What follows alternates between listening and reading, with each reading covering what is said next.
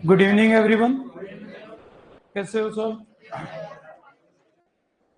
Last अपनी बात चल रही थी जेनेटिक इंजीनियरिंग। जेनेटिक इंजीनियरिंग के कुछ और नाम भी हमने बात किए थे, जिसमें इंपॉर्टेंट आरडीटी ध्यान रखना है, रिकॉम्बिनेंट डीएनए टेक्नोलॉजी। इसके अलावा इसे डीएनए स्प्लाइसिंग कह सकते हैं, जीन स्प्लाइसिंग कह सकते हैं। उसका शायद मैंने रीजन बताया भी था आपको।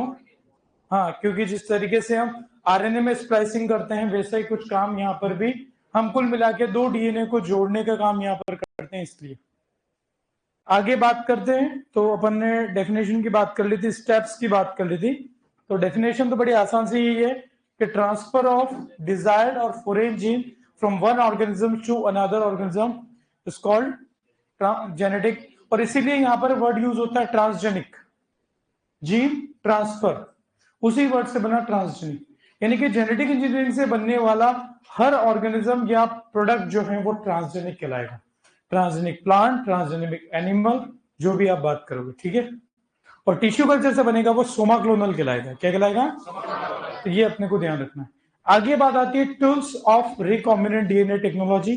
क्या टूल्स हैं, उन्हीं पर आना है। ध्यान से अगर देखेंगे, टूल्स का मतलब कुल मिला के इस टेक्निक को यूज करने के लिए हमें कुछ चीजों की रिक्वायरमेंट होगी। क्या रिक्वायरमेंट है? वो 4 चीजें हैं जिनको अपन यूज करेंगे। सबसे पहला अपन यहाँ पर जो यूज करेंगे वो एंजाइम्स यूज करेंगे, जो एंजाइम्स के बारे में अपन अभी बात करेंगे। दूसरा अपन यहाँ पर जो बात करेंगे वेक्टर की। और तीसरा यहाँ पर जिसको अपन पैसेंजर डीएनए भी कह देते हैं, या फॉरेन डीएनए जिसको कहते हैं, पैसेंजर, फॉरेन या डिजायर डीएनए, ये सबका मतलब एक ही है। और बात करें चौथा तो होस्ट सेल्स। 4 चीजें रिक्वायर्ड है टोटल हमें जीन ट्रांसफर करने के लिए। क्या है उस पर थोड़ी सी बात कर लेते हैं, फिर नोट करेंगे। तो सबसे पहला आपको ये ध्यान रखना है कि एंजाइम्स रिक्वायर्ड होंगे। एंजाइम्स जिन्हें हम बायोकैटलिस्ट कहते हैं, बायोकैटलिस्ट, ये वर्ड, ये कॉन्सेप्ट यूज हुआ है केमिस्ट्री से, जहां पर आप कोई रिएक्शन को कंप्लीट करने के लिए कैटलिस्ट का यूज करते हो।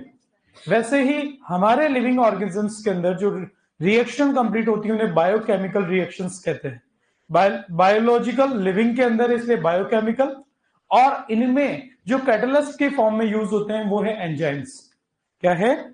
तो बायोकैटलिस्ट नाम कभी भी किसी के लिए यूज होगा तो वो है, तो most of the enzymes are, क्या है ये? प्रोटीन। कैसे होते हैं? आपने पढ़ लिया एंजाइम्स, विटामिन वगैरह सब पढ़ोगे आगे, ठीक है। तो एंजाइम्स की अपने को बात ध्यान रखने की प्रोटीन होते हैं। अपने को ये बात ध्यान रखने की कुछ एंजाइम्स यहाँ पर रिक्वायर्ड होंगे, जिसमें एक एग्जाम एंजाइम का कल चर्चा भी हुआ था, रेस्ट्रिक्शन एंडोन्यूक्लियस एंजाइम।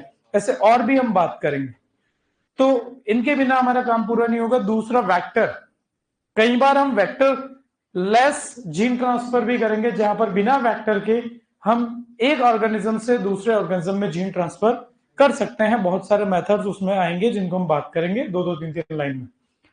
यहां पर हम वेक्टर कह रहे हैं, तो वेक्टर कल ही हमने समझा।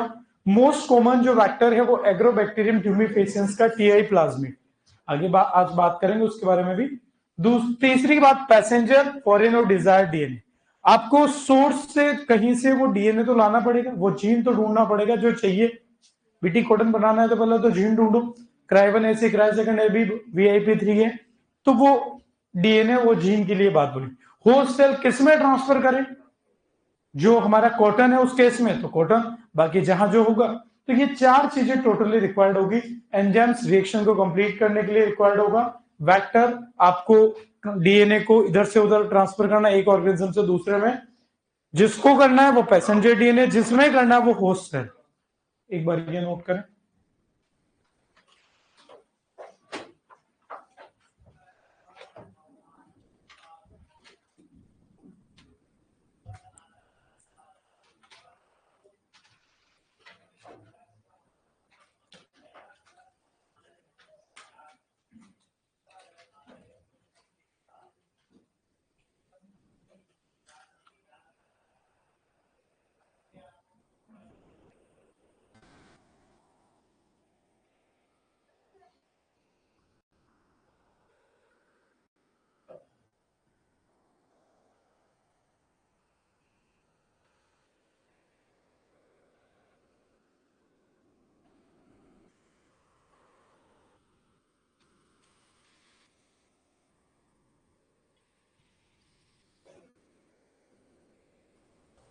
कर लिया नोट। तो ये टूल्स, ये 4 चीजें रिक्वायरमेंट होती हैं जीन ट्रांसफर के लिए, कुल मिला के ट्रांसजेनिक प्रोडक्ट बनाने के लिए, जेनेटिक इंजीनियरिंग के लिए, या कहो तो रिकॉम्बिनेंट डीएनए टेक्नोलॉजी के लिए। 4 में से 2 चीजें हम थोड़ी सी यहाँ पर बात करेंगे। बात की, देखो वेक्टर का भी अपना आगे वैसे आएगा, फिर भी अपन हल्का से यहाँ पर बात कर ले। वेक्टर अभी भी नहीं पढ़ेंगे तो आगे आ जाएगा बस, ठीक है, क्योंकि हम तो फिलहाल मैं यहाँ पर बात कर लेता हूँ एंजाइम्स की। तो वेक्टर तो हमें वो समझ में आ गया, इसे वेहिकल डीएनए भी कहते हैं, ऑब्लिक में लिख भी देते हैं, क्या कहते हैं, वेहिकल डीएनए। और ये मोस्ट ऑफ द केसेस में प्लाज्मिड होता है, बट जरूरी नहीं कि हमेशा प्लाज्मिड ही वेक्टर हो, और भी टाइप के वेक्टर हो सकते हैं। क्या होंगे, चलो थोड़ी बात अभी कर भी लेंगे। पैसेंजर, फॉरेन, डिजायर डीएनए, इसके बारे में अभी फिलहाल हमें नहीं पढ़ना है। जो डीएनए ट्रांसफर करना है वो पैसेंजर, ठीक है, और फॉरेन क्योंकि दूसरी स्पीसीज से है, डिजायर्ड क्योंकि हमारे काम का है, ठीक है। होस्ट सेल, जिस सेल के अंदर हमको इस डीएनए को ट्रांसफर करना है, यानी कि फिलहाल इन 2 चीजों के बारे में थोड़ी हम बात करेंगे। तो यहां पर आते हैं एंजाइम्स पे। कौन कौन से एंजाइम्स क्या थे, तो अपन आते हैं एंजाइम्स। पहला केस, एंजाइम्स क्या क्या रिक्वायर्ड है, ध्यान सबका जाए। एंजाइम्स में सबसे पहला एक एंजाइम होता है लाइजिंग एंजाइम्स। लाइजिंग एंजाइम्स ये बहुत ज्यादा फेमस, बहुत ज्यादा इंपॉर्टेंट, तो क्या ठीक है, हल्का सा हमें सेल बायो के पॉइंट ऑफ व्यू भी ध्यान दे जाएगा। लाइजिंग यानी कि लाइसिस से रिलेटेड, हमें डीएनए कहीं से निकालना है तो उसको निकालने के लिए, ट्रांसफर करने के तो हम तरीके पढ़ेंगे, लेकिन निकालने के तरीके कहीं नहीं पढ़े जाएंगे। तो मोस्ट ऑफ द केसेस में हम डीएनए कहीं से ऑब्टेन करना है तो सेल को किल किया जाता है, यानी कि लाइसिस, ठीक है। और आपने ऐसा एक पढ़ रखा है सेल ऑर्गेनेल, लाइसोसोम, ठीक है, जो सेल के हम एक प्रोसेस भी पढ़ते हैं ऑटोलाइसिस, पढ़ा होगा सेल बायो में अपने, ऑटोलाइसिस। कुल मिला के सेल को किल करना, डिस्ट्रॉय करना, उससे रिस्पॉन्सिबल लाइसोसोम होता है। तो यहां पर हमारा जो काम है लाइजिंग एंजाइम का, वो हमारा कुल मिला के कहे lysis of cell. Lysis mean destroy करना। तो एग्जांपल यहां पर एंजाइम की बात कर ले अपन, तो लाइसोजाइम क्या है, बहुत ज्यादा इंपॉर्टेंट नहीं, सिंपल सी बात है। दूसरा है वो हमारा बहुत इंपॉर्टेंट है, उस पर आते हैं cleaving enzyme. Cleaving enzyme,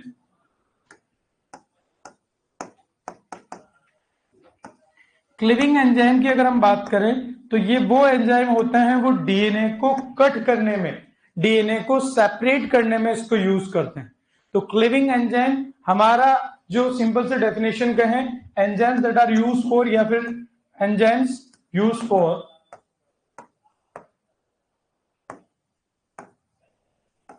cutting और सेपरेटिंग डीएनए मॉलिक्यूल। सेपरेट का मतलब यहां पर क्या रहेगा तो बता देंगे, कटिंग डीएनए मॉलिक्यूल। कोई डीएनए आपके पास है, उसको कट करने के लिए जो एंजाइम्स यूज होते हैं वो सारों को एक जनरल नाम दिया जाए तो क्लीविंग एंजाइम हम कहेंगे, ठीक है। तो ये सिंपल सा हमारे पास डीएनए है, इस डीएनए को मैंने यहां से कट लगाना है, ये पार्ट इससे अलग करना है, तो कट लगाने से रिलेटेड सारे एंजाइम क्लीविंग, तो इसलिए कटिंग हमने यूज किया। सेपरेटिंग भी बोलते हैं, तो सेपरेट करते क्या है, हल्का सा आपको डीएनए का जो आप बहुत बेसिक क्लासेस से पढ़ रहे हो वो बता देता हूं कि क्या होता है डीएनए।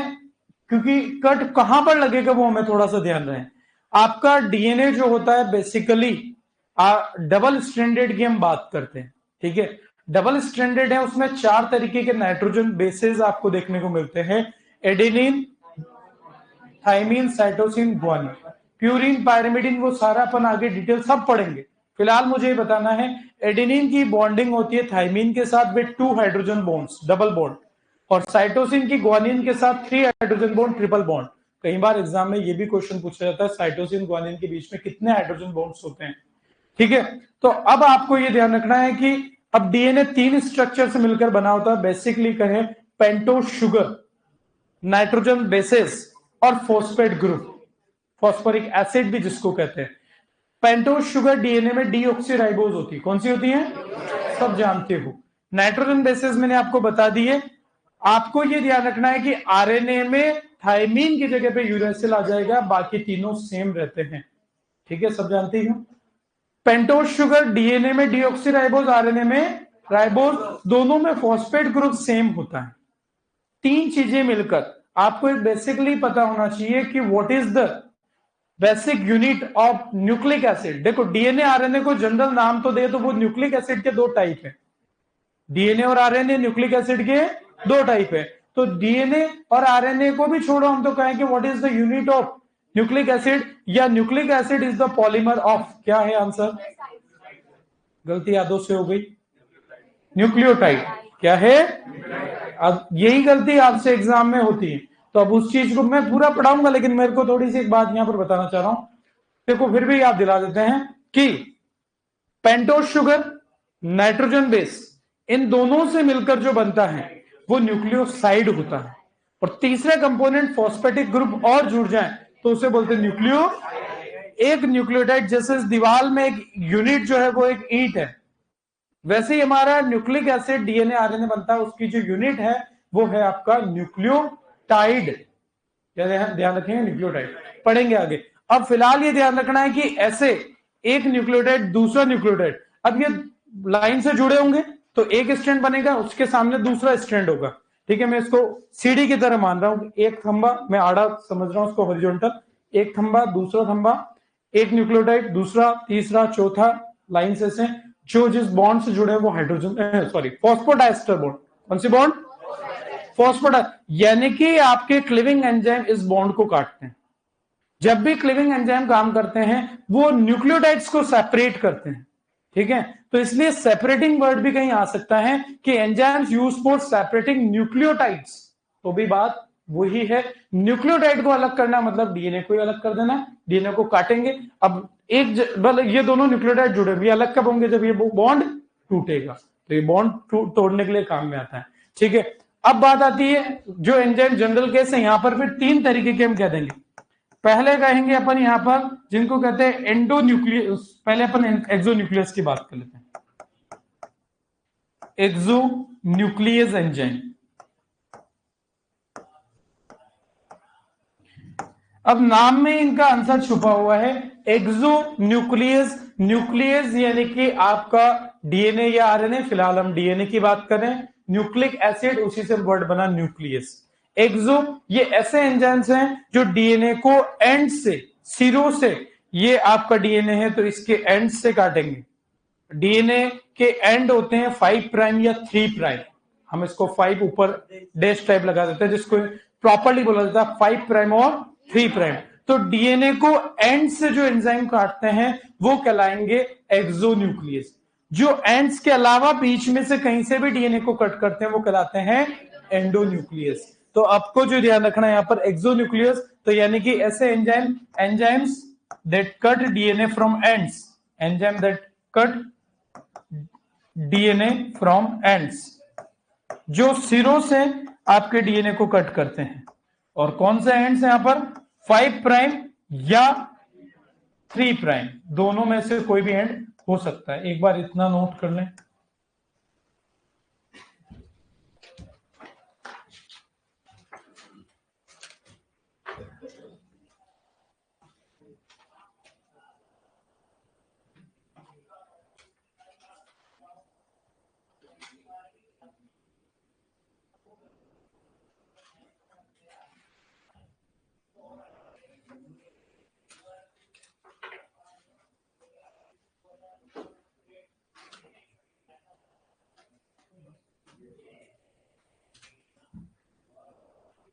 ये अपनी दूसरी स्लाइड है, इससे पहले अपन ने टूल्स के तौर पे 4 टूल्स लिखे हैं। सेकंड स्लाइड है आज की क्लास की अपनी।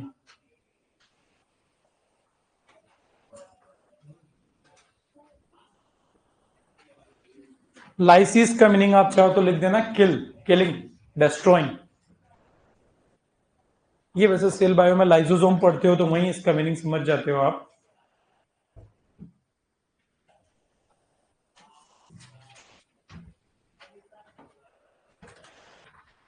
अरे पढ़ाई कैसी चल रही तुम्हारी? जाके वापस पढ़ते हो कि नोटबुक जाके वापस जमती है वैसे उठ के वापस आ जाती? कि हम किस लिए आए सन इंस्टीट्यूट में, हम नोट्स बनाने आए, ऐसा तो नहीं है। हाँ, कुछ लोग होते हैं जो पढ़ने का टाइम दे ही नहीं पाते, सर टाइम ही नहीं है।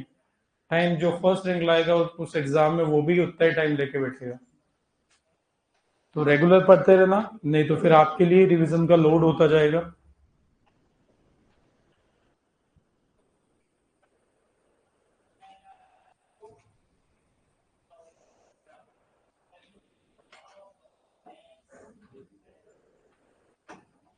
ये यहाँ पर लेवल नंबरिंग ध्यान रखना, फर्स्ट में ए अपन ने टाइप देखे ए बी, फिर बी में फर्स्ट आएगा, है ना।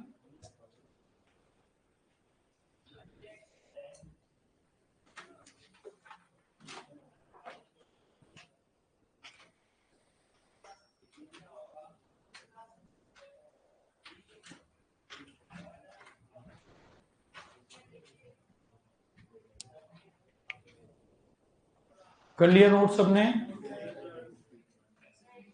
पीछे वालों को दिखाई दे रहा है स्क्रीन पे बराबर? समझ में आ रहा है? सुनाई दे रहा है? ओके।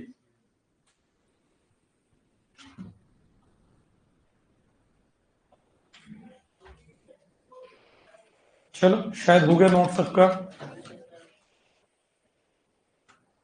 तो लाइजिंग एंजाइम्स तो वो है कि उस डीएनए को वहां से निकालने से पहले उस सेल को हमें डिस्ट्रॉय करना होगा, तो उसमें से हम डीएनए आइसोलेट कर पाएंगे।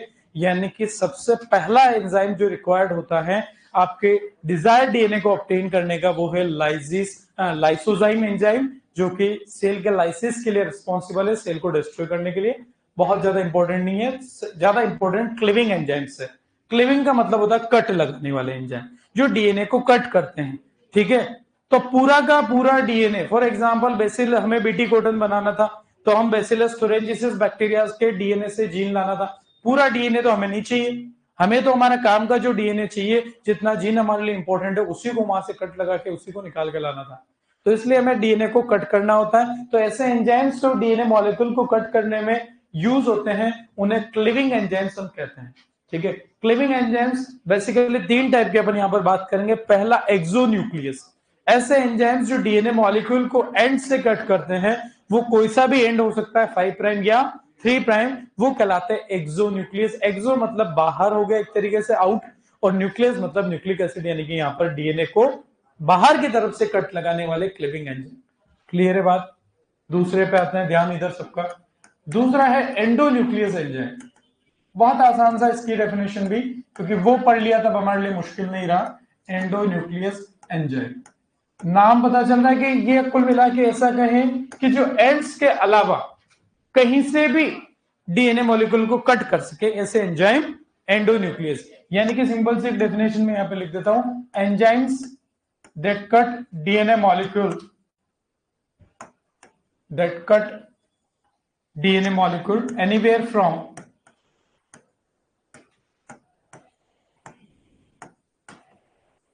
anywhere other than the ends,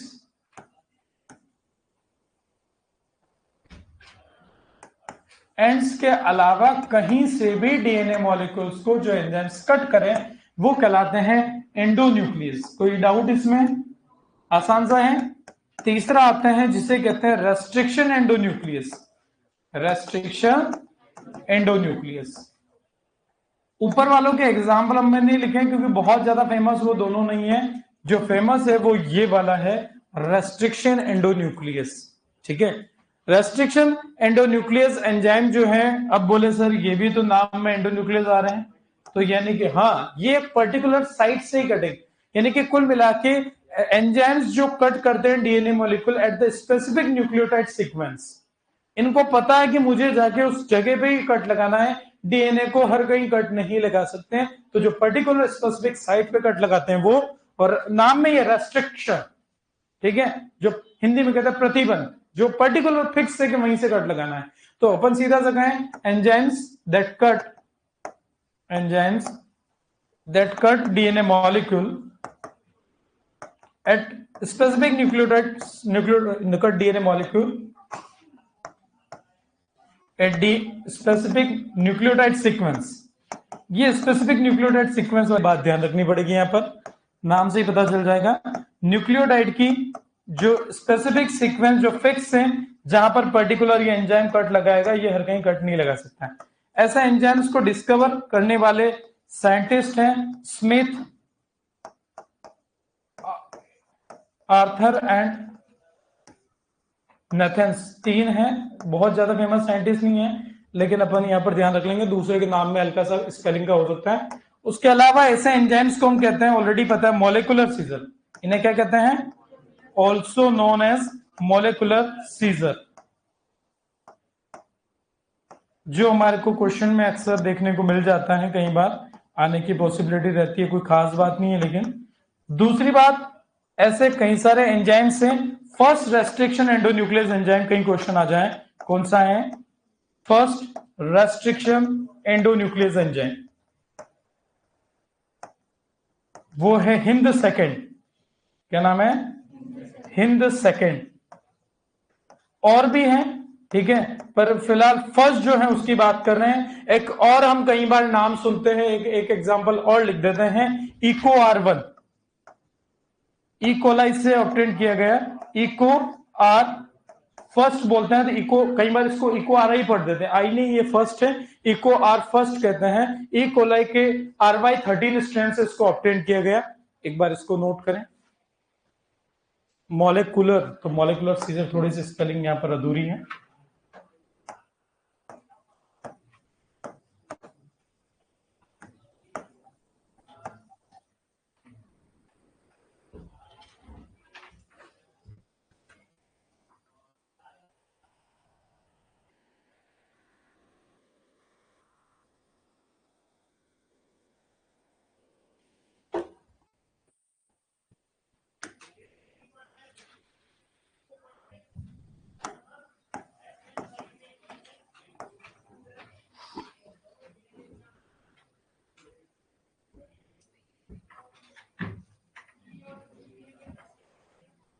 ये तीनों साइंटिस्ट हैं, स्मिथ, आर्बर एंड नेथेंस, जिन्होंने इसको डिस्कवर किया था। रेस्ट्रिक्शन एंडोन्यूक्लियस को सबसे पहली बार डिस्कवर करने वाले साइंटिस्ट, बहुत फेमस नहीं है, पर कहीं आ जाए क्वेश्चन में तो हल्का सा अपन ध्यान रख लेंगे। अपन एडिशनरी साइंटिस्ट को ऐड कर रहा है इनको तो।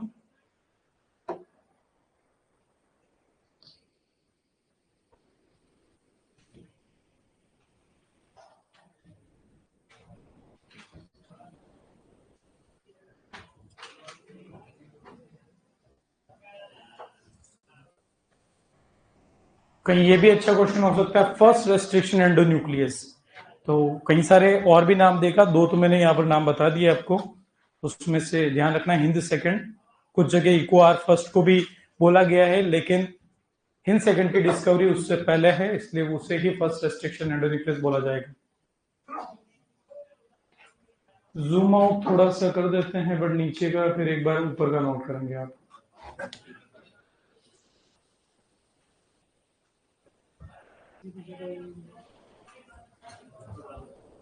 ये नोट हो गया यहां तक का सबका? क्या थोड़ा सा ऊपर ही शिफ्ट कर दे।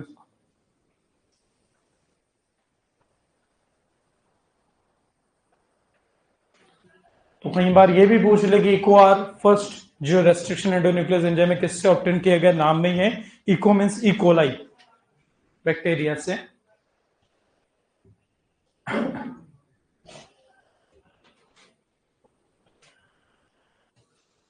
कर लिया नोट सबने? पढ़ने में दिक्कत हो तो पूछ लेना, स्पेलिंग वगैरह थोड़ा सा नजदीक लिखने में आ रखा है शायद।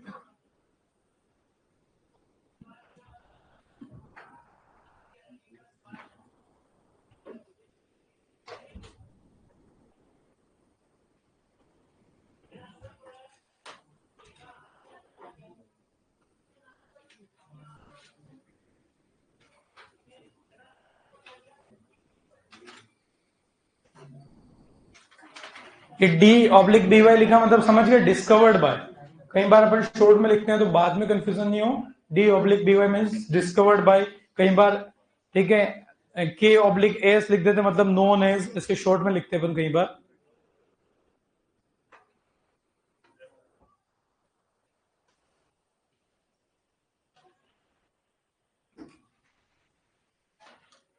तो सबसे इंपॉर्टेंट है, कई बार क्वेश्चन में एंजाइम्स में तीनों क्लीविंग में से भी सबसे ज्यादा क्वेश्चन आने के चांसेस रेस्ट्रिक्शन से रहते हैं।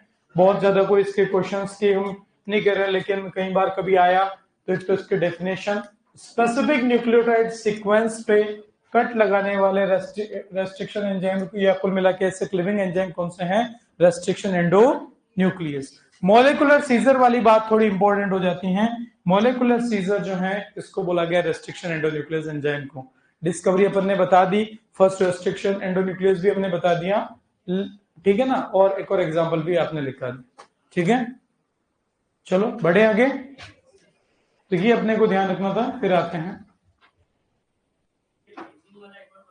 लाइजिंग, मतलब जो है कि आपको जहां से भी सोर्स, जहां से आपको डीएनए लेके आना है, उस डीएनए को ऑब्टेन करने के लिए, उस डीएनए को बाहर निकालने के लिए आपको सेल को किल करोगे, तो उसमें से आपको, भाई अनार खाना है तो अनार को तोड़ना पड़ेगा, फोड़ना पड़ेगा, तो अपन खा पाएंगे। वैसे उस डीएनए को, तो यहां पर सेल्स के अंदर ही होगा डीएनए, चाहे बैक्टीरिया की होगी या कोई सेल, तो उस सेल को हम डिस्ट्रॉय करेंगे, किल करेंगे, तभी उसमें से हम डीएनए ऑब्टेन कर पाएंगे।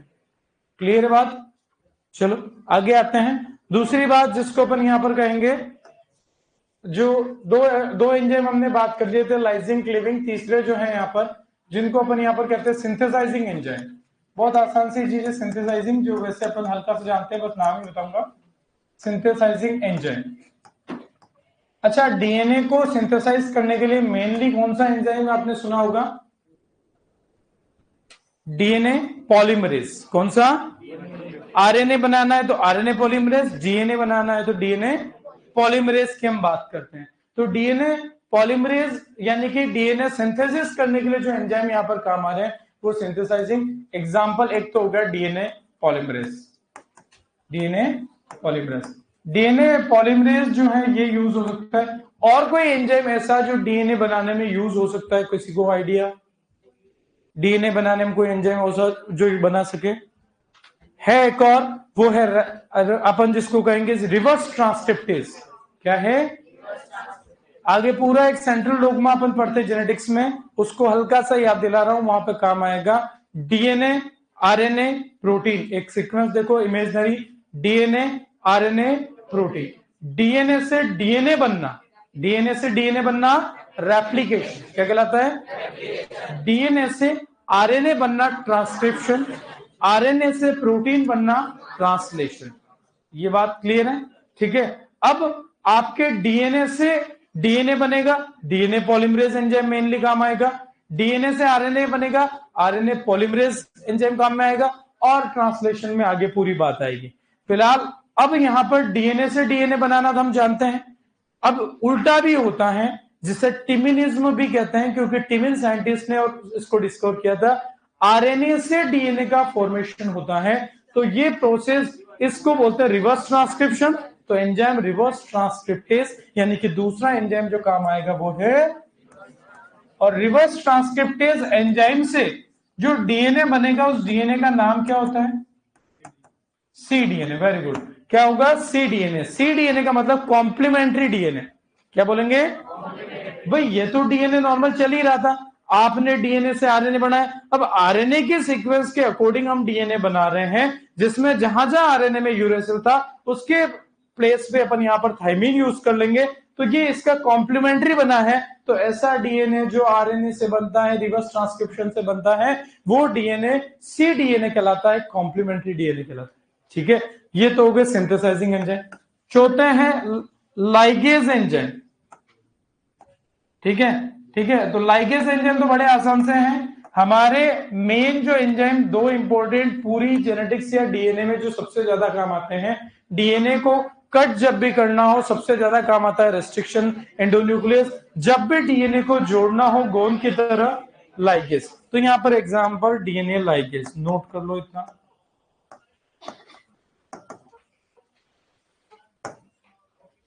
किसी का कमेंट है सर आप पढ़ाते हो वो थोड़ा low quality teaching horti agro soil sir करवाते हैं, तो इससे ठीक है, समझाना ठीक है, बिल्कुल। मैं अब आपका जो बात है उसकी बात को अगर अपन कहें, तो मेरा मोटो उस चीज पे भी है कि क्वेश्चंस कितने आ रहे हैं। क्वेश्चंस ब्रीडिंग में आएंगे, जेनेटिक्स में आएंगे, तो पूरा डिटेल में चलेंगे। अपना पोर्शन जब 10-12 क्लास में खत्म हो सकता है, तो इसको 20 क्लास पे ले जाके मैं आपका टाइम खराब, आपका टाइम कितना आपके लिए, आपका प्रायोरिटी क्या सिलेक्शन के लिए है? कोई जेआरएफ का बच्चा इस बैच को ज्वाइन कर रहा होगा तो मैं नहीं कहूंगा कि वो जेआरएफ के पर्पज से इसको ज्वाइन करें। आप हो सकता है आपका तैयारी का तरीका, कल भी जैसे मैंने को किसी ने बोला तो मैंने कहा मैं लेवल उस लेवल पे लूंगा जहां सबके लिए जैसा रिक्वायर्ड है वो मुझे सोचना पड़ेगा, ठीक है ना। तो आप बिल्कुल चिंता नहीं करें, हमें आपके एग्जाम का सिलेबस हमें पता है, एग्जाम की पैटर्न हमें पता है, तो हमें वो पॉइंट ऑफ व्यू करते हुए बाकी तो अपन पढ़ते रहेंगे 2 दिन ये पूरी बात, पर हमारे काम जो है उस पर फोकस करते हैं। मैं तो एंडोन्यूक्लियस में भी 4 एंजाइम के नाम लिखा दूंगा जो क्वेश्चन में आएंगे ही नहीं। नोट कर लिया सबने? तो इसलिए आप चिंता नहीं करें, आपको जितने क्वेश्चंस एओ डबलएओ लेक्चरर सारे आए वो अभी ये क्लासेस खत्म होते हैं आपको यहीं डिस्कस करवा दिए जाएंगे क्लास में, तो आपको प्रीवियस ईयर में अलग से सॉर्ट करने की रिक्वायरमेंट भी नहीं पड़ेगी, और कैसे और नए आ पाएंगे वो भी अपन डिस्कस करेंगे। तो थोड़ा भरोसा हमारे पे आपको करना पड़ेगा। हो सकता है कि किसी में नॉलेज मेरे से भी ज्यादा हो सकता है, ऐसी कोई बड़ी बात नहीं है। भरोसा आपका जब तक नहीं होगा तब तक काम नहीं चलेगा, ठीक है। बढ़े आगे। तो ये थे आपके कुछ एंजाइम्स। उसके अलावा डीएनए भी यहां पर अपन कह देते हैं, कॉम्प्लीमेंट्री डीएनए की बात आपको मैंने बताई दी। आगे आते हैं अपन जिसको यहां पर कहेंगे वेक्टर, ठीक है। जो दूसरा हमारा टूल था जो वो क्या है, वेक्टर। तो वेक्टर में हम थोड़ी सी बात कर लेते हैं, वैसे आगे मैं बताऊंगा, फिर भी हल्की सी बात। वेक्टर वेक्टर हम जानते हैं तो सबसे ज्यादा हमें एक ही नाम पता है, प्लाज्मिड। लेकिन ऐसा जरूरी नहीं है कि प्लाज्मिड ही वेक्टर होता है। प्लाज्मिड की डेफिनेशन कुछ लोगों को जिन्होंने पैथो भी नहीं पढ़ी, बाकी पैथो पढ़ते टाइम आपको लिखवा दी जाती है, ठीक है। तो प्लाज्मिड मैंने कल भी आपको समझा दिया था कि बैक्टीरिया में कुछ में, सब में नहीं होगा। In some bacteria extra chromosomal circular double stranded DNA present होता है जो कहलाता है प्लाज्मिड, जिसे हम बायोटेक में इस काम में यूज करते हैं। प्लाज्मिड की हम अलग अलग तरीके से बात करते हैं, जिसमें हमारे पास सबसे पहला बात कर लेते हैं टीआई प्लाज्मिड। टीआई प्लाज्मिड जो है, इसी के कंपैरिजन में एक और लिख देते हैं आरआई प्लाज्मिड। आरआई, इन दोनों की थोड़ी सी बात अपन कर लेते हैं, यहां से क्वेश्चंस कई बार आ जाते हैं। आरआई प्लाज्मिड दोनों के नाम की हम पहले तो किससे ऑब्टेन्ड होता है, Ti plasmid obtained from the agrobacterium tumefaciens. Agrobacterium tumefaciens soil borne bacteria है ये, tumefaciens. Ri plasmid agrobacterium rhizogenes, agrobacterium राइजोजेंस।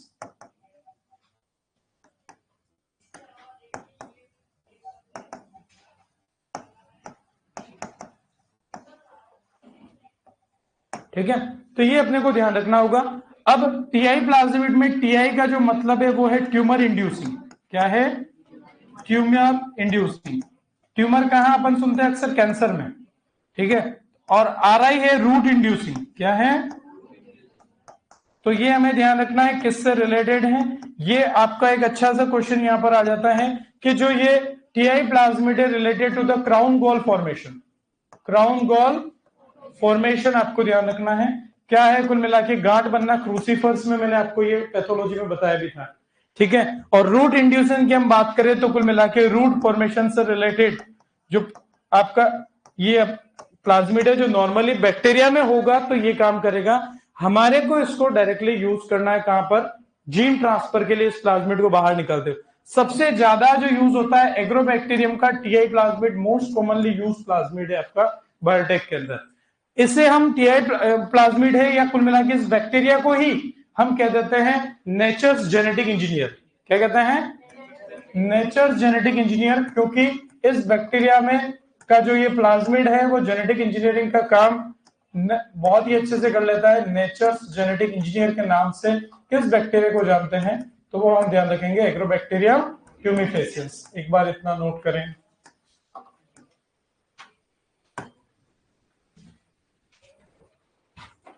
Alkaline phosphate enzyme भी बता देता हूं, ठीक है ना। वैसे मैं लिखाता हूं बट उससे अक्सर क्वेश्चन नहीं आ रहा तो मैंने इसलिए नहीं लिखा है। अच्छा है कभी आ जाए क्वेश्चन तो लिख देते हैं, वो भी लिख देंगे एंजाइम।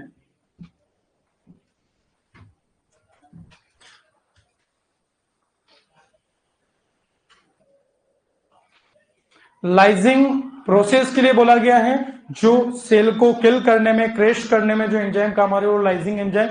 लाइगेज मीन्स जोड़ना, तो डीएनए को जोड़ने के लिए डीएनए लाइगेज एंजाइम कहलाएंगे। लाइगेज का मेन ये समझ लो कि जैसे दो चीजों को जोड़ना है, फोटोग्राफ को कागज पे चिपकाना है, गोंद यूज हुआ, उसी तरीके से जब भी डीएनए के दो फ्रैगमेंट को जोड़ना है डीएनए लाइगेज काम में आता है। तो लाइजिंग से इसको कंफ्यूज ना हो। सोमा या सोमेटिक का सिंपल मीनिंग हिंदी में मतलब होता है कायिक।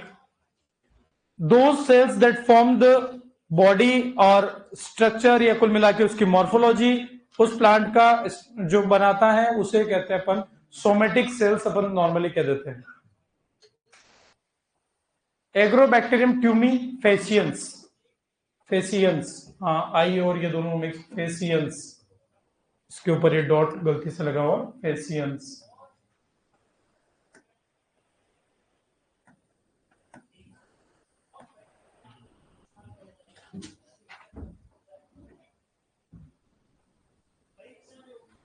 कर लिया नोट, पढ़े आगे।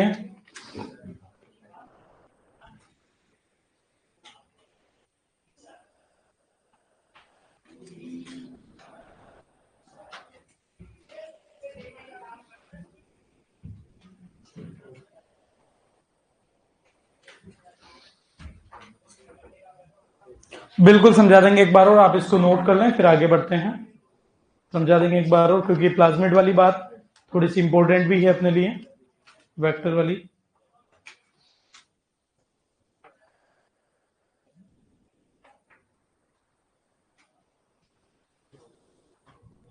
सबका हो गया नोट? तो यहां से जो क्वेश्चंस आते हैं उन चीजों को मैंने मेनली लिखने पे फोकस किया है। वेक्टर कई तरीके के होते हैं, जिसमें वेक्टर सबसे पहला मैंने लिखा है टीआई प्लाज्मिड, जो एक और तीसरा और मैं यहां पे नाम अभी लिखूंगा जिसको कहते हैं पीबीआर 322। पीबीआर 300 जो ऑब्टेन्ड होता है आपको ई कोलाई से। किससे ऑब्टेन्ड होता है? एस्केरिशिया कोली जो बैक्टीरिया उससे। बट ये हमारे ज्यादा यूज नहीं होता है, तो हमारे को सबसे ज्यादा काम आता है टीआई प्लाज्मिड। ध्यान सबका इधर, टीआई प्लाज्मिड, कई बार इसको ये पूछ ले, Ti indicates tumour inducing, Ri plasmid में Ri indicates root inducing. Ti plasmid obtained from which bacteria? Agrobacterium tumefaciens. T से टी हम ध्यान रख लेंगे, इसमें आर से आर ध्यान रख लेंगे, एग्रोबैक्टीरियम राइजोजिन्स आप जिसको बोलते हैं। ये बैक्टीरिया नॉर्मली जो ये प्लाज्मिड है, उस ये कुल मिला के एग्रोबैक्टीरियम ट्यूमीफेसिस एक तरीके से पैथोजन भी है, जिसको हमने पैथोलॉजी में पढ़ा है। तो जब ये पैथोजन की तरह होता है तो ये कौन से डिजीज करता है? क्राउन गोल फॉर्मेशन, जिसको हमने पढ़ा भी है। तो कुल मिला के इस बैक्टीरिया का ये प्लाज्मिड क्राउन गोल फॉर्मेशन का नॉर्मली काम करता है, और ये वाला करता है नाम में ये रूट, तो रूट फॉर्मेशन का काम करता है। तो बहुत ज्यादा इसमें टेंशन नहीं है। एग्रोबैक्टीरियम ट्यूमीफेसिस को नेचर्स जेनेटिक इंजीनियर बोला गया है। नेचर जेनेटिक इंजीनियर इसलिए बोला गया है क्योंकि जो जेनेटिक इंजीनियरिंग का काम करना है हमें, वो नेचर में कोई ऑर्गेनिज्म कर सकता है, तो वो है एग्रोबैक्टीरियम ट्यूमीफेसिस, जो सबसे ज्यादा कमर्शियली यूज भी किया जा रहा है। ठीक है, बाकी हम अलग अलग तरीके से जीन ट्रांसफर का काम करेंगे, लेकिन नेचर से जो सबसे इंपॉर्टेंट है वो एग्रोबैक्टीरियम ट्यूमीफेसिस, अपन ध्यान रखें। कर लिया नोट सबने? ये थे प्लाज्मिड। इसके दूसरे और भी चीजें जो वेक्टर के तौर पे होती हैं उन पे आते हैं। सबका नोट हो गया ना? आ रहा हूं मैं, एक एक करके आ रहा हूं। रेट्रोवायरस पे भी आ रहा है, ठीक है। डी अपन यहां पर ले लेते हैं रेट्रोवायरस। रेट्रोवायरस जो एनिमल्स में इसका यूज किया जाता है फॉर जीन ट्रांसफर, यानी कि एप्लीकेशन कहां पर है इसकी? एनिमल सेल्स के अंदर जीन ट्रांसफर जब भी करना हो, यानी कि प्लांट्स के लिए जब भी बोला जाए तो हमारा फेमस बार बार आएगा एग्रोबैक्टीरियम ट्यूमीफेसिस, जो आप जानते ही हो। वो दोनों वैसे प्लांट्स में यूज होते हैं, ठीक है। ये एनिमल्स के लिए हो गया। दूसरी बात जो अपन यहां पर ध्यान रखेंगे, पहला तो हमने बात करा कैसे लिखा था उसको, एबीसीडी कैसे लिखा अपन ने? ए लिखा था, तो वापिस ए ही लिख दिया, चलो कोई बात नहीं, कंफ्यूजन नहीं हो इसलिए मैंने पेन चेंज कर देता हूं, ठीक है। बी दूसरा यहां पर जिसे अपन कहते हैं बैक्टीरियोफेज। बैक्टीरियोफेज प्लाज्मिड नहीं है, लेकिन बैक्टीरियोफेज जो है वो आपका क्या होता है? ये एक तरीके से वायरस है, those viruses then infect bacteria. तो ये इसके डीएनए को भी हम यूज कर सकते हैं, किसमें? आप जीन ट्रांसफर के लिए यूज कर सकते हो। और इसमें भी सबसे मोस्ट कॉमन है वो लैम्डा फेज। कौन सा बैक्टीरियोफेज? इसके अलावा होते हैं कॉस्मिड। कॉस्मिड क्या होता है? Hybrid between plasmid and bacteriophage. Hybrid between plasmid and, ये थोड़ा सा नाम नया लगता है लेकिन हल्का सा बात ध्यान रख लें, जो बैक्टीरियोफेज है और प्लाज्मिड है उन दोनों का कॉम्बिनेशन जिसको बोला गया है कोस्मिड। क्या बोलते हैं? बस नाम ध्यान रखेंगे, बहुत ज्यादा डिटेल हमें कोई नहीं पूछने वाला। अगला इसमें एक होता है बीएससी और वाईएससी। बीएससी और वाईएससी बैक्टीरियल आर्टिफिशियल क्रोमोसोम, जिनके बस नाम ध्यान रहे कि क्या क्या वेक्टर के तौर पे बायोटेक में यूज होते हैं। बैक्टीरियल आर्टिफिशियल क्रोमोसोम, और एक दूसरा है yeast artificial chromosome. Yeast artificial chromosome, तो इनको भी वेक्टर के तौर पे यूज किया जाता है। ठीक है, तो ये अपन नोट कर लें क्या क्या वेक्टर के तौर पे यूज होते हैं।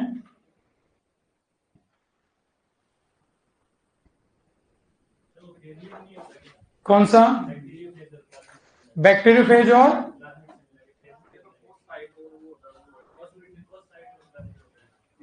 नहीं, इसको हाइब्रिड और हाइब्रिड बोला गया, दोनों का कॉम्बिनेशन बोला गया, प्लाज्मिड का और बैक्टीरियोफेज का।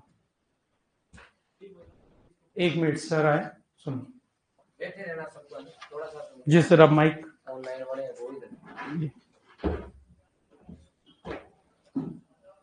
ऑनलाइन, ऑनलाइन वाला भी देखो।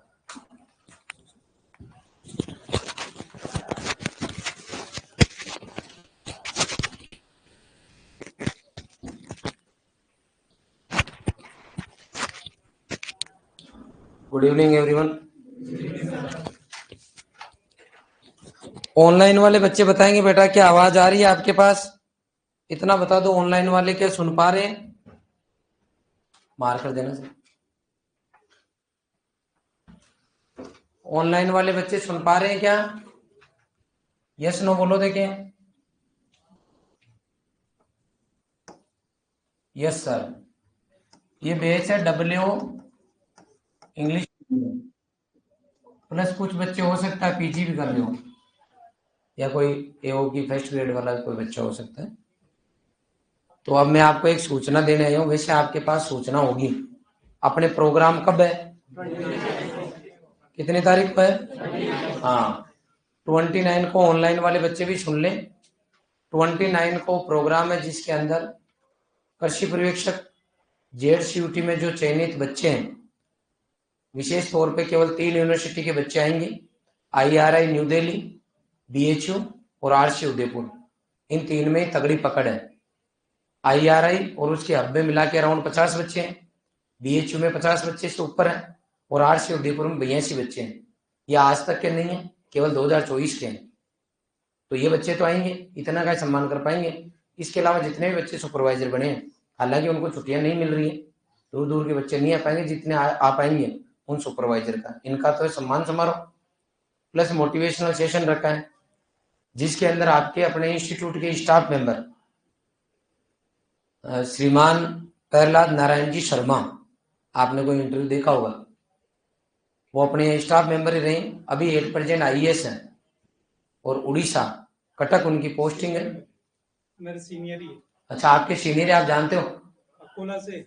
हाँ, ताली बजाओ। समझे? वो आएंगे एज ए गेस्ट, कल 1 बजे वो पहुंच जाएंगे यहाँ एयरपोर्ट पे, तो 2-1 बजे तक फिर मतलब फ्री हो जाएंगे। कल ही प्रोग्राम कब है? परसों। तो बीच में गैप आ गया, तो उनके पास 2 ऑप्शन है थे, मतलब है तो क्या कि नाथ द्वारा चला जाऊं, शिव जी का मंदिर बना बड़ा, मूर्ति लगी बताई, और श्रीनाथ जी का ही पहले से, और उदयपुर वैसे झीलों का शहर है, तो 28 तारीख को तो घूम लेते हैं, और 29 को सुबह घूम लेते हैं, और 2 बजे से प्रोग्राम अटेंड कर लेंगे, क्योंकि अब तो कलेक्टर बन गए ना, जरूरत ही क्या है। एक ऑप्शन तो ये था। दूसरा, उन्होंने मुझे फोन किया कि कुमार जी मैं आ जाऊंगा 1 तारीख को, इसको 28 तारीख को 1 बजे तक। तो मैं चाहता हूं कि पूरा समय का सही सदुपयोग हो, तो बच्चों को तो स्पीच देना है, मैं दे दूंगा, लेकिन क्लास में बच्चों से कोई बातचीत होती है और उनके मन के सवाल होते हैं, उनका कुछ अलग ही लॉजिक होता है, कई बार बच्चे भीड़ में नहीं पूछ पाते। तो मैं चाहता हूँ क्लास से कुछ बच्चों से मुझे मिला दो, ताकि पहले दिन मेरा आना सार्थक भी हो जाए और बच्चों से बातचीत भी हो जाए। और वो जेनेटिक्स से IRI से पढ़े हो, जेनेटिक्स से। जब IRI में थे तब एज स्टाफ आए थे, तो कि मैं कुछ जेनेटिक्स के बारे में भी बातचीत कर लूंगा और बाकी बच्चों के मन में सवाल होंगे तो उनके जवाब भी दे दूंगा। तो मेरे को 28 तारीख को जो है ऐसा मौका देना कि कुछ बच्चों से मैं मिल पाऊं। तो अपने तो मौका है, तो फिर मैंने कहा चलो 11 12 वाले उन जेट वालों से मिला देता हूँ। फिर मेरे ध्यान में है कि W वालों से मिला दूं, इनको नौकरी की ज्यादा जरूरत है। सही बात है कि नहीं? तो आपसे पूछने आए हो 11 12 वालों से कल मिलाऊं उनको या आपसे मिलाऊं? है हाँ ठीक, चलो आपसे मिला देते हैं, अगर आप व्यवस्थित तरीके से बैठे रहोगे तो। अब देखो, जो मैंने देखा है, मतलब हालांकि सर की क्लास का टाइम खा रहा हूं, लेकिन जो मैंने देखा है कि उन्होंने घूमना फिरना उचित नहीं समझा। उन्होंने ये उचित समझा ना कि मैं जिस काम के लिए आ रहा हूँ उसमें मैं ज्यादातर टाइम बच्चों को ही दूं, क्योंकि मैं रॉयल इंस्टीट्यूट उदयपुर में दोबारा बच्चों से मिलने के लिए उदयपुर आया हूँ। ऐसे मैंने जॉबनेर यूनिवर्सिटी के वाइस चांसलर अभी हेड प्रेजेंट 5 तारीख को मैंने उनका जयपुर में कार्यक्रम रखा है, और एक बार अभी मैंने बीच में बुलाया था। इस बार आए तब तो मैंने वो आए थे तो मैंने कहा बच्चों से मिला देते हैं कि चलो चलो कुमाऊं मिल लेते, तो मिलने आते। लेकिन उससे पहले मैंने प्रोग्राम सेट करके बुलाया था।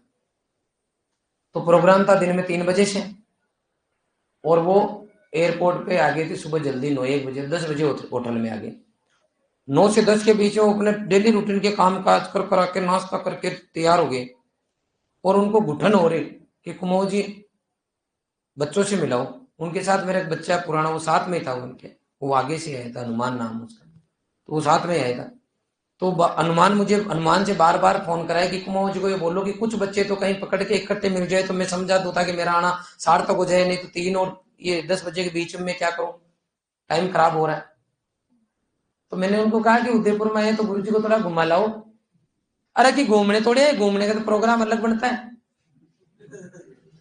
मेरे को तो बच्चों से मिलाओ। तो ये तो 2 एग्जाम्पल दिए, क्योंकि ज्यादातर आप उनमें से जानते हो और आपके फील्ड के एग्रीकल्चर के। बाकी इतना तय है कि आजकल मैं सब लोगों से मिलता हूँ, बड़े और छोटे मिलता ही रहता हूँ। जो मेरे से बड़े हैं उनमें मैंने देखा है कि मेरे से कुछ चीजें खास है उनमें। बात समझ में आई? कि जो मेरे से बड़े हैं, कोई भी हो चाहे, उनको मैं देखता हूं तो उनके हर वर्ड से मैं कुछ ना कुछ सीख ले लेता हूं कि यार देख इनकी सोच क्या है और अपनी सोच इस जगह क्या रहती है। कोई अगर अपने से आगे है और कोई अगर टॉपर जगह है, कोई बेस्ट है, इसका मतलब एक लेवल के बाद में आदमी उसमें पहुंचता है, उस सर्किल में, टॉप वाले सर्किल में पहुंचता है ना आदमी, तब तक दुनियादारी और वास्तविक खुशी पता चल जाती है। बाकी ढोंगी होते हैं, वो क्या करते हैं बताऊं? ढोंगी होते हैं, उनका दूं एग्जाम्पल कि सर मेरी एंट्री ऐसी होनी चाहिए, मेरी एंट्री ऐसी होनी चाहिए कि सबको अचानक पता चले कि ये है। नहीं तो वो 28 तारीख को आके अपना डेमो क्यों देंगे भाई? जब 29 तारीख को कार्यक्रम है तो लोकल हो जाएंगे पहले दिन आके। प्रोग्राम में जब उन सर का 3 बजे से है, बलराज सर का, तो वो पहले आके लोकल हॉस्टल में, कि मेरे को कुछ नहीं तो किसी हॉस्टल में छोड़ दो, समझना। तो वो तो हॉस्टल में जाएंगे तो कि ये बलराज जी, तो उनकी तो वो डेमो ही खत्म हो गया। तो छोटी सोच वाले डेमो पे विचार करते हैं और बड़ी सोच वाले सही क्या उस पर विचार करते हैं। इसलिए लोग IAS बनते, इसलिए वाइस चांसलर बनते, अरे कोई थोड़ी बनता है सर। कितना फर्क होता है छोटी छोटी चीजों में। वर्तमान टाइम में 2021 में बने हो IAS, 2021 में शर्मा जी हुए जनरल कैटेगरी से बने, ध्यान रखना। इसका मतलब एक बच्चा और, मेरे अभी एक बच्चे का और एग्जाम्पल देता हूं आपको, लगे आते। नहीं तो आप यूं सोचोगे कि हमसे कहीं सर सीनियर है तो सर के सीनियर है, इसका मतलब उनको लंबा टाइम है। अब आपके जूनियर की बात कर लेता हूँ, 2019 बैच का बच्चा है मेरा, गजराज मीणा नाम है, कोई जानता होगा आप में से? कौन जानता है? अच्छी बात है, आप जानते हो कम से कम, ये तो मानने को सर से ही बोलते हैं। क्या सर? तो वो यहाँ था, मतलब कंटिन्यू पढ़ रहा था। तो वो बच्चा वो था जो फर्स्ट रैंक आने पर हम ही सोचते रह गए कि ये कैसे फर्स्ट रैंक पर आ गया। कहने का मतलब होशियार नहीं था, हर बार मेडल पहना तो याद हो जाता है कि भाई यहाँ गजानंद, ये गजानंद, ये गजानंद। अब कोई याद ही नहीं होता, इसका मतलब वो कोई कभी कभार पहन के गया होगा तो हम ही भूल गए। सही बात है कि नहीं है? अब उसकी बीएचयू में 5th रैंक थी, आईसीआर में फर्स्ट रैंक आ गई, तो वो बीएचयू के अंदर चला गया सेलेक्ट होके। फिर बीएचयू से सेलेक्ट होकर वापस वो आ गया यहाँ, आईसीआर की काउंसलिंग कराई तो आईसीआर से वापस बीएचयू ले लिया। तो डॉक्यूमेंट्स इधर देके इधर वापस निकाल ले तो स्कॉलरशिप मिलने लग गई। तो जो फर्स्ट ईयर में आया, फर्स्ट सेमेस्टर के बाद में घर आया, तो घर पे जो भी उनका खेत था, जो जगह थी घर के, गुआड़ जिसको बोलते हैं, आसपास का था, साफ सफाई करके वो गार्डनिंग पे कुछ प्लांट उसने लगा ही दिए कि भाई मैं वहां एग्रीकल्चर से पढ़ रहा हूँ तो कुछ ना कुछ तो घर पे करूं। फिर उसके ऐसे ही दिमाग में आया, क्योंकि अच्छी यूनिवर्सिटी में कोई पढ़ते तो विचार भी, साथी भी बड़ी सोच वाले मिलते, तो उसको यूं लगा कि भाई मैं आईएएस की तैयारी करता हूँ। मैंने उसको एक दिन सेकेंड ईयर में था वो, तब भी बुलाया था गजराज को, जिस हॉल में कल बैठ के आपको समझाऊंगा, उस हॉल में उसने सेकेंड ईयर में सब बच्चों को समझा दिया था बीएचयू के बारे में। तो वो फिर आईएएस की तैयारी करने लग गया। तैयारी की उसने, 19 से 23 में डिग्री हो गई, 24 में एग्जाम दिया इस साल, 24 में एग्जाम दिया तो प्री निकल गया। अब तो क्योंकि आप बड़े हो गए तो आपको पता होगा कि 2-2 बार मेंस देने के बाद में कई बार प्री नहीं निकलता। आईएएस का प्री जुआ जैसा होता है, पता है कि नहीं है? बच्चे ने प्री निकाल दिया, 15 रोज पहले फोन आया कि मैं नहीं निकल गया, मेंस निकाल दिया आईएएस का। मैंने कल उसको फोन किया था, मैंने कहा आज जाओ, कल आज सर आ जाए, तेरे को मिलवा दूंगा, तेरे को हेल्प मिल जाएगी। तो उसका ऑलरेडी मॉक इंटरव्यू शेड्यूल है। तो कि सर मेरा वो, क्योंकि उसमें नंबर नहीं आता ना, फिर बहुत कोचिंग वाले शेड्यूल करते हैं, क्या पता किसका तुक्का पी जाए। तो कि सर मेरा शेड्यूल है तो मैं इसमें तो नहीं आ पाऊंगा। और क्योंकि पहले मैंने उसको जानकारी दी नहीं थी, मैंने कहा इधर सर का भी फाइनल प्रोग्राम हो तब भी तो दूं, संभावना में दूं तो आदमी डिस्टर्ब हो जाता है ना कि उदयपुर जाना है। तो कल ही फोन किया मैंने उसको, तो फिर मैं कल सर से बात करा दूंगा, फिर उसको गाइड करते रहेंगे यूँ। लेकिन कुल मिला के वो बच्चा निकाल चुका है पेपर। मेंस निकालना आईएएस का बहुत बड़ी बात होती है, छोटी बात नहीं होती। गजराज आपका जूनियर है, सीनियर 2019 वाला क्या है आपका,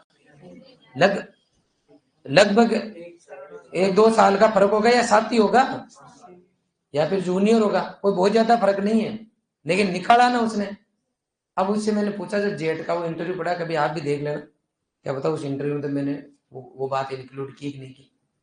मैंने उससे ऐसे ही पूछा कि गजराज तेरी यार फर्स्ट रैंक आ गई, तेरी 5th रैंक आ गई बीएचयू में, कैसे हुआ? तो उसने कहा कि सर जब मैं आया था तब आपने 2 बात बोली थी कि आत्मा से गृह त्याग और आत्मा से मोबाइल त्याग।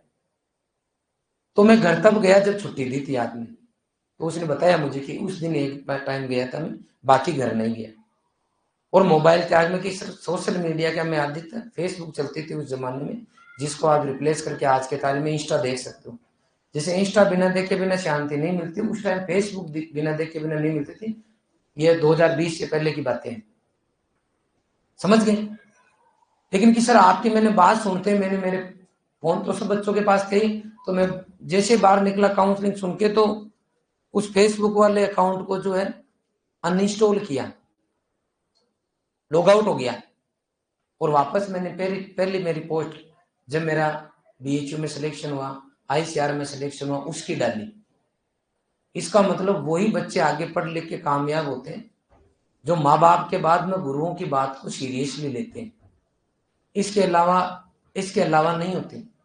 बड़ी दुख की बात है कि अभी मेरे पास एनटीएस टीम आई, एनटीएस नॉन टीचिंग, और मुझे आके बोले कि इंग्लिश मीडियम में 4-5 बच्चे ऐसे बैठे हैं पीछे जिन्होंने गुरु बना रखा है, और कुछ तो लेडीज जैसी आवाज निकाल रहे हैं और कुछ हर कुछ ही कर रहे हैं, खाली टाइम पास करने आए हुए, सर आप उनसे मिल लेना। ये तो मैं खैर सूचना पहले देने लग गया, बाकी आया मैं उन 4-5 के लिए ही था। सही बात है कि नहीं है? और पीछे बैठे ये और बोले उन्होंने, इन बच्चों को कहाँ लगाओगे, कहाँ गजराज, कहाँ प्रहलाद जी सर, कहाँ बलराज जी सर, और कहाँ कचरा, कुछ होगा क्या? मम्मी पापा गुरुजी सरस्वती माँ, इन चारों का मान सम्मान किए बिना अगर कोई बच्चा पढ़ रहा है और उल्टे सुल्टे काम कर रहा है तो मुझे नहीं लगता इस धरती के ऊपर वो बच्चा कभी सक्सेस हो जाएगा। अब जो ढोंगी होते हैं और जो बच्चे अपने आप को होशियार समझते हैं वो क्या दिमाग लगाते हैं यहाँ, और कि उस आदमी ने भी तो देखो वो जेल में चला गया, उस आदमी ने भी तो गड़बड़ काम किया था, फिर भी वो बना ही था। अरे बना नहीं था, वो जब बना था ना तब तो बहुत सही था, लेकिन इस धरती पर रूल है कि आप सही तब तक ही रहोगे जब तक कि आप सही कर्म कर रहे हो, और जैसे ही गलत करोगे तो वापस आपका पतन चालू हो जाएगा। और गलत करने वाले कर्मों की संख्या इस तरीके की होगी और उसकी डायरेक्शन इस तरीके की होगी कि कई बार अच्छा आदमी कहां तक चला जाता है, जेल तक भी चला जाता है। जेल जाने वाले भी आईएएस बनते कभी नहीं बनते, जेल जाने वाले भी आरएएस बनते कभी नहीं बनते, जेल जाने वाले भी ये काम गलत करते कभी नहीं करते, नहीं वो बनते नहीं है। बनने के बाद में गलत किया इसलिए उधर चला गया दादा, बन थोड़ी गए। बनने के लिए तो उस बनने वाले रास्ते पे ही चलना पड़ता है। इसलिए अगर नौकरी लगने के लिए आयो और कुछ अच्छे करने के लिए आयो तो यहाँ हमें प्रेजेंस देने की जरूरत नहीं है कि हम इस तरीके से लड़के हैं, हमारे घर पे खेती बाड़ी सब कुछ है। कलेक्टर छोटी पोस्ट नहीं होती, वाइस चांसलर छोटी पोस्ट नहीं होती। जब वो लोग सुबह उठ के काम कर सकते हैं जीरो से लेकर टॉपर तक, और प्रधानमंत्री जैसे लोग झाड़ू निकाल के और पूरी दुनिया में अपना नाम करवा सकते हैं, तो बड़ी सोच वाले जो होते हैं ना वही बड़े आदमी बनते हैं। बाकी एनटीएस जैसा स्टाफ जो कि बड़ी मुश्किल से उन्होंने प्राइवेट ग्रेजुएट की होगी, वो लोग अपनी दाल रोटी के लिए एनटीएस में काम कर रहे हैं। वो लोग एक प्रोफेशनल कोर्स किए हुए बच्चे की शिकायत करने मेरे पास आ रहे हैं, इससे ज्यादा दुर्भाग्य देश का क्या हो सकता है? क्या सर? एग्रीकल्चर बीएससी का कोर्स प्रोफेशनल कोर्स में से है, हर चीज सिखाई जाती है वहां, तमीज सिखाई जाती है, बोलचाल सिखाई जाती है, कम्युनिकेशन स्किल सिखाई जाती है, अच्छे से अच्छे टीचर से आप मिल सको, पढ़ सको, यूनिवर्सिटी में जुड़ सको, ऐसा आपका करिकुलम जो है उसमें व्यवस्थित तरीके से बनाए गए हैं। इतने आपके सेमेस्टर चलते हैं, लास्ट के 12 महीने आपको आचार व्यवहार बातचीत लोगों से कम्युनिकेट होना, काम धंधा करना, ये सब चीजें आप हो जाती है एक सेमेस्टर में। आजकल 1 साल कर दिया उसका। उसके बाद में आप तैयारी के नाम से आकर इस तरीके का काम कर रहे हो और पीछे से शिकायत करा रहे हो कि बच्चों के ग्रुप बन गए, 5-6 बच्चे बैठ कर खाली माहौल ही बना रहे। बेशर्मी की हदें पार होगी कि सर हम चीखने खड़े हैं, हमारे कोई फर्क नहीं पड़ता, तो क्योंकि अब मैं चालू क्लास इसलिए समय नहीं लूंगा। चीखने खड़े हैं ना तो बेटा घर पे जाके गुड़ो इधर उधर, या क्लास में कैमरा चेक करूंगा पिछले 5 दिन का, जो बच्चे मिल गए यहाँ उनको अभी लाइव चल रही है, क्या करूंगा बाद में बताऊंगा, ठीक है? तो कल वो सर को मैं बुलाऊंगा, बात वहां चालू करते हैं। कल वो सर आएंगे 3 से 5 बजे के बीच में, पहले आपके पास इंफॉर्मेशन आ जाएगी। वो रूम छोटा है, बच्चे ज्यादा है, तो आपको पास में बैठना है। वहां गर्मी लग रही ठंड लग रही ऐसा नहीं करना, जो कुछ लगी बस देखते रहना। अगर ज्यादा गर्मी पसीना हो रहा है इसका मतलब गोरे हो जाओगे, इससे ज्यादा और नहीं कुछ सोचना है। सही बात है कि नहीं है? हाँ, बस बिल्कुल सुनना है उनको समय से पहले। जिनकी मैं बात कर रहा हूँ अभी, जो उस तरीके के जो करेक्टर वाले बच्चे होते हैं उनसे ज्यादा देर बैठा नहीं जाता, तो वो बीच में ताली बजाना चालू कर देते हैं। तो इस तरह के ताली बजाने की हरकतें करने वाले वो प्लीज कल आए ही नहीं, आना ही नहीं है उनको। सही बात है कि नहीं है? जो व्यवस्थित आ सके, सुन सके, और आपके मन में कोई सवाल हो तो उनसे पूछ लेना और मुझे याद दिलाना, कल मैं फाइल लेके आऊंगा। तो जो बच्चे टेस्ट में अच्छे नंबर ला रहे हैं कल उनके हाथ से उनका सम्मान भी करवा दूंगा लगे यार, जो पिछले टेस्ट में जो अच्छे नंबर लेके आए उनको। अब आपका प्रोग्राम रखो या 11-12 पढ़ोगा? हाँ ठीक है, तो कल तो ये हो गया, और परसों आपको फिर 1 बजे पहले वहां 1:30 बजे पहले पहुंच जाना। 1:30 बजे बाद में जाओगे तो वहां मौका नहीं मिलेगा, और व्यवस्थित तरीके से बैठना वहां पे। यूं नहीं करना कि हम एमएससी किए हुए, हमने पीएचडी कर रखी है या फिर हमने बीएससी कर रखी है। बिल्कुल बस शांति से सीखने की तमन्ना हो, कुछ वहां सीख सको तो ही जाके बैठना है, अदरवाइज नहीं बैठना। और कोई अंदर गुटखाधारी है, किसी तरीके कोई लिम्काधारी है, इस तरीके का मत आ जाना उठ के वहां। अलग डार्क जोन बना रखा, रूम बना रखा मैंने सही नहीं है सर? कोई सोचे बढ़िया ठंडा माहौल है, कोई नहीं एक दिन ठंड में बैठ जाएंगे। अलग अलग कैटेगरी के बच्चे हैं सर, सही नहीं है? तो मैं मेंटली प्रिपेयर हूँ हर तरीके से। ठीक है, थैंक यू सर। ऑनलाइन वाले बच्चों के कार्यक्रम लाइव रहेगा बेटा, है ना, परसों वाला कार्यक्रम लाइव रहेगा आपके। लीजिए सर।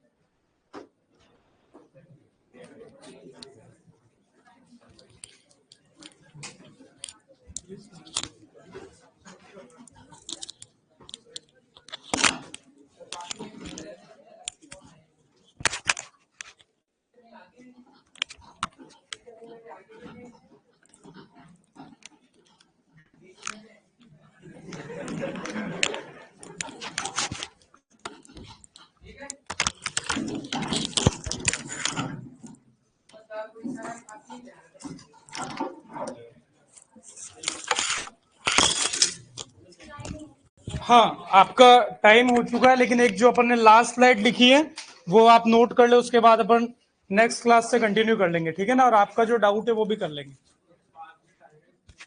हाँ, पैजमिड वो आपको बताएंगे, एक बार आप नोट करो इसको, ठीक है ना।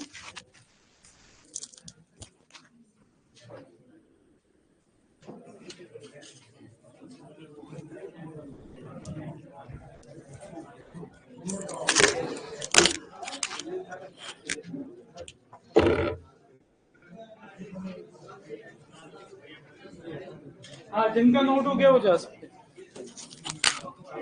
बट